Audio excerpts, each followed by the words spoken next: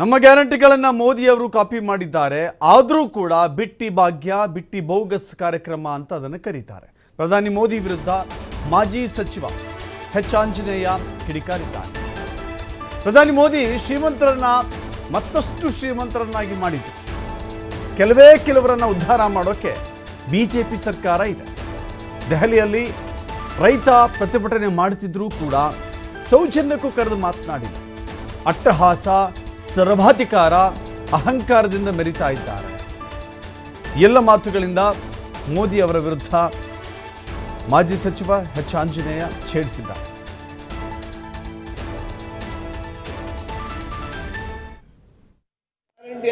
ಮೋದಿ ಅವರು ಕಾಪಿ ಮಾಡ್ಕೊಂಡರೆ ಅವ್ರ ಪಾರ್ಟಿಯವರು ಕೆಲವು ಕಾಪಿಯನ್ನು ಮಾಡಿದ್ದಾರೆ. ಮಧ್ಯಪ್ರದೇಶದಲ್ಲಿ ನಮ್ಮದೇ ಕಾಪಿ ಮಾಡಿದ್ದಾರೆ.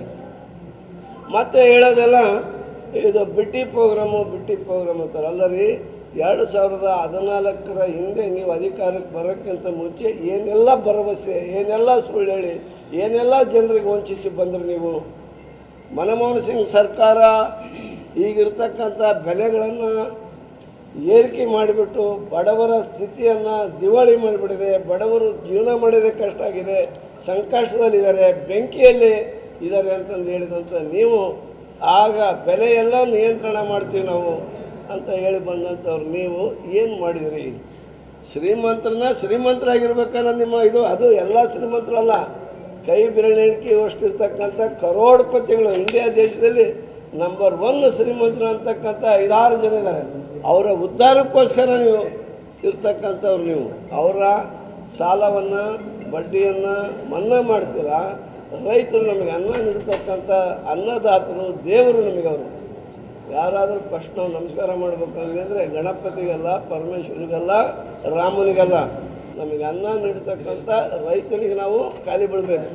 ಕಾರಣ ಮಳೆ ಬೆಳೆ ಏನದೇ ಆಕಾಶವೇ ನೋಡ್ಕೊಂಡು, ಭೂಮಿ ಬಿತ್ತಿದಂಥ ಬೀಜ ಹುಟ್ಟಿತೋ ಇಲ್ಲೋ ಅನ್ನೋದು ನೋಡಿ ಆ ಸಂಕಟದಲ್ಲಿ ಆತನ ಜೀವನ ಹೇಗಿದೆ ಅನ್ನೋದು ನಿಮಗೆ ಗೊತ್ತಿದೆ. ಆತನೇ ನಮಗೆ ದೇವರು. ಆತನ ಬಗ್ಗೆ ಇವರು ಎಳ್ಳಷ್ಟು ಕೂಡ ಕರುಣೆ ತೋರಲಿಲ್ಲ. ರೈತರಿಗೆ ನಮಗೆ APMC ಕಾಯ್ದೆ ಅಡ್ಡಿ ಬರ್ತಾಯಿದೆ, ನಮಗೆ ಬೆಂಬಲ ಬೆಲೆ ಸಿಗ್ತಾಯಿಲ್ಲ ಅಂತಂದೇಳಿ ದೆಹಲಿಯಲ್ಲಿ ಚಳವಳಿ ಮಾಡಿದರೆ ಅವನ್ನ ಕರೆದು ಮಾತನಾಡುವ ಸೌಜನ್ಯ ತೋರಿಸ್ತಾ ಇಲ್ಲ ಈ ಸರ್ಕಾರ.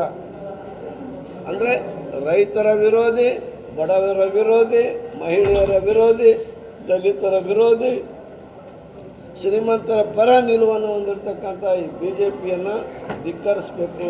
ಮೋದಿಯವರ ಅಧಿಕಾರದ ಅಟ್ಟಹಾಸದಿಂದ ಮೆರೀತಿದ್ದಾರೆ, ಸರ್ವಾಧಿಕಾರದಿಂದ ಮೆರೀತಿದ್ದಾರೆ.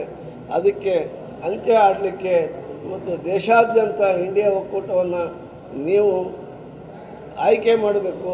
ಈ ಗ್ಯಾರಂಟಿಯನ್ನು ಮೋದಿಯವರು